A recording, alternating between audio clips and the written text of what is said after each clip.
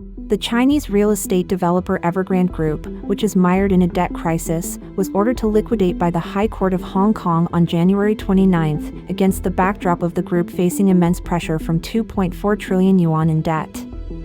Now, one of the focuses of attention is whether Evergrande's liquidation outside mainland China can be executed in various Chinese cities, as well as its impact domestically, including how the officially claimed goal of ensuring housing delivery can be achieved. Analysts believe that the Evergrande issue is complex, and during the entire liquidation process, local governments have no effective means to ensure housing delivery and can only delay. As a result, domestic homebuyers may form a massive group of petitioners. Evergrande was recently ordered to liquidate. Is there any hope for the owners of millions of unfinished buildings? Analysts believe that the CCP authorities actually have no money, and guaranteed delivery of buildings is just a slogan. It is impossible for ordinary people to cut off the supply. Behind the banks is a violent government. Under the economic downturn, real estate companies are making strategic adjustments, but it is difficult to maintain operations. Before 2023, Evergrande was still shouting, both internally and externally, that it would be able to complete the task of guaranteeing the handover of the building, repay various debts, resolve risks, resume sales, resume operations, and get out of the predicament. But what is the reality? This video will give us the answer. A long delaying battle to guarantee the delivery of the building? In 2020, the Chinese Communist authorities gradually tightened credit policies for the real estate industry. The following year, real estate companies operating with high leverage ratios fell into a crisis of broken capital chains. Evergrande is the largest, with a debt of 2.4 trillion yuan and a debt ratio of 132.6%, which means it is already insolvent. In the past 2 years, Evergrande finally fell into a situation on the verge of bankruptcy, and once sought self-rescue. Until January 29 this year, the Evergrande liquidation case was arraigned in the Hong Kong High Court, and the judge officially ordered Evergrande to be liquidated. For creditors, since Evergrande is seriously insolvent, the liquidation will have a greater impact on Evergrande shareholders and related creditors. For home buyers, the intensity of ensuring delivery execution will become key, but property delivery may be delayed due to the protracted and complicated Evergrande liquidation process. According to estimates by multiple mainland media, Evergrande's legacy of unfinished buildings has reached 1,300 projects under construction and 1.62 million units, involving 6 million owners. After the liquidation order is promulgated, Evergrande must cease the company's business, have the liquidator evaluate and realize the assets, and repay debts in the order prescribed by law. Upon termination of the liquidation proceedings, the company will be dissolved. Some analysts say the entire process will take at least 5 years. Independent commentator Kai Shinquin told the Epoch Times on January 30 that the next step is to see how the government responds to Evergrande's debt problem. This is the most important thing. If you go bankrupt, how to liquidate your assets. So many creditors must sit down and talk. If you go bankrupt in Hong Kong, at least now you have to respect some international rules. Foreign debts like those of Western countries have tens of billions of dollars. How to solve it? Liang Xiaohua, the former chief compliance officer of China Asset Management Corporation, told the Epoch Times on January 30 that if Evergrande goes bankrupt and liquidated, their assets must be guaranteed and handed over to domestic banks, as well as upstream and downstream enterprises, and must be protected first. Involves the domestic part of regime stability. China is not a society governed by the rule of law. It must consider various factors, starting with domestic stability. In addition, Evergrande is a private enterprise, not a state-owned enterprise, and the government will not protect overseas bonds first. It is reported that China Evergrande still has many debt problems to be resolved domestically. As of the end of November 2023, the number of pending litigation cases involving Evergrande real estate with a subject amount of more than 30 million yuan totaled 2,053, and the total subject amount amounted to approximately 490.069 billion yuan, nearly $69 billion US dollars. As of the end of November 2023, Evergrande Real Estate's unpaid due debts have accumulated approximately 316.391 billion yuan, about $44.5 billion US dollars. Liang Xiaohua said that from the local government's point of view, the unfinished construction of buildings involves not only the loss of funds invested by ordinary people who buy the houses, but also the inability to repay the mortgage loans and bad debts in the banks. Therefore, from the perspective of interests, the government guarantees the handover of the buildings. Motivated. But there are many difficulties in securing the handover of the building. The property market can only survive if subsequent funds continue to come in. Now even the early mortgages and even liquidated funds cannot be fully protected. It will definitely be very difficult to guarantee the handover of the property when the future is unclear. Liang Xiaohua said that this is a factor of social unrest that cannot be underestimated. Once all efforts are in vain, home buyers will form an unprecedented large group of petitioners. Local governments have no way to solve the problem. The only possible solution is to postpone it. Potential intervention by CCP. Senior writer Shan said that most of Evergrande's assets are in mainland China and that overseas buyers of Evergrande shares and bonds will lose a lot of money if the CCP does not proceed with liquidation.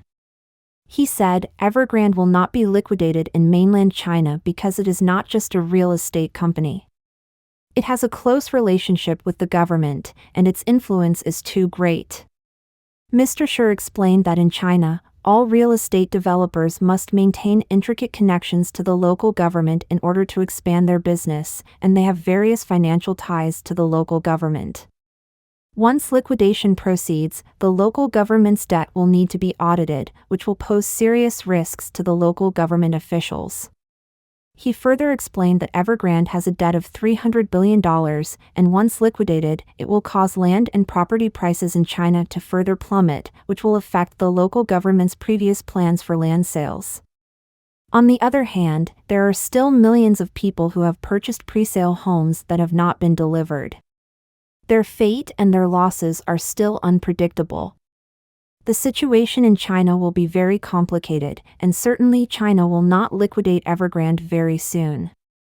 Overseas creditors who want to access Evergrande's assets in mainland China will encounter the most difficulties, and those good assets will definitely be swallowed by Communist China's state-owned enterprises first.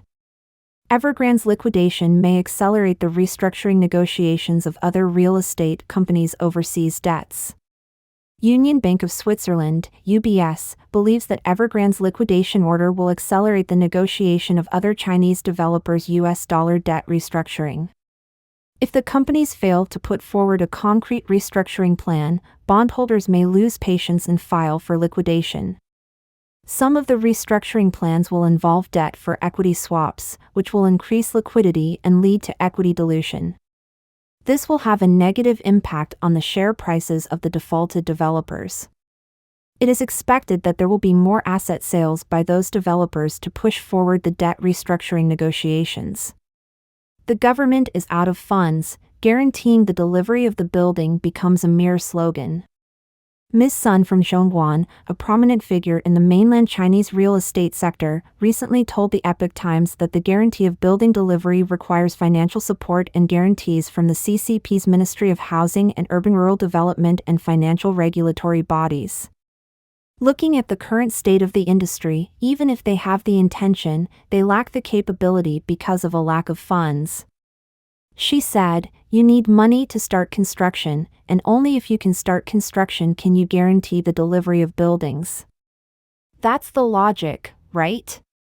But in reality, obtaining financial support is very difficult. There simply is no money. The model for real estate companies is to pay off old debts with new debts. They might not use the money you give them for development, it could be used to pay off old debts instead. So, if there's no guaranteed source of repayment, then it's over, and thus, it's futile. Guaranteeing the delivery of buildings becomes just a slogan. Evergrande Group was once on the officially supported real estate financing whitelist. But its funds were misappropriated as soon as they arrived, Ms. Sun said. The funds may be misappropriated in other projects or for other purposes, and banks will be wasted. Many places are very cautious about this kind of real estate companies, and financial resources have begun to shrink, so real estate cannot be done. Ms. Sun also said that banks dare not really support real estate companies without restrictions. Because if the real estate company fails, these will become bad debts, and the bank president may be held accountable. Even a blood transfusion cannot offset the huge debts of these real estate companies and the losses caused by the subsequent 3 years of idling. Owners of unfinished buildings can't stop bank payments due to pressure from a violent government. China has a set of control measures for owners of unfinished buildings who want to cut off their mortgage payments. Ms. Sun said, if the owner of the unfinished building does not pay, if he has other assets, he will be inexplicably ordered by the court to pay off the debt first.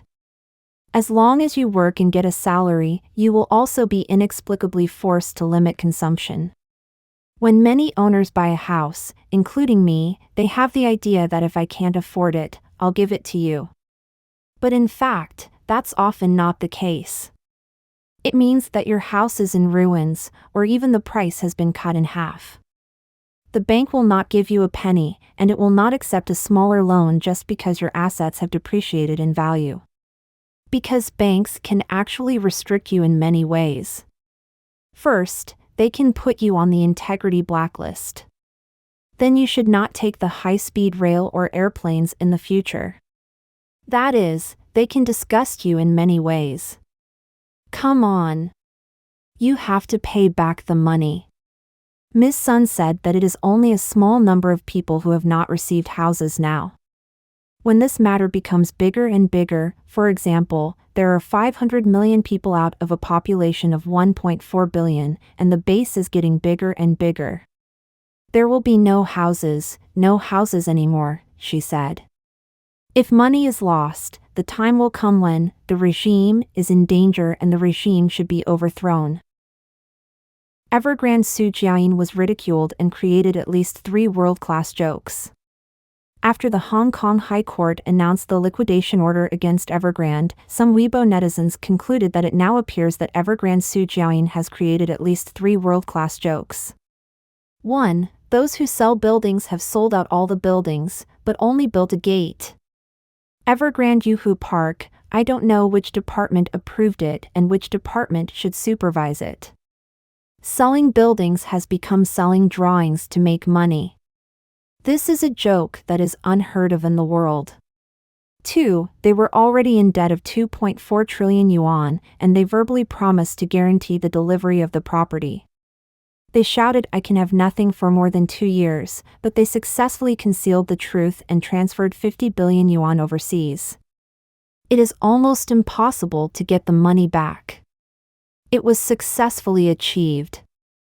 A joke about sacrificing one person to make the whole family happy.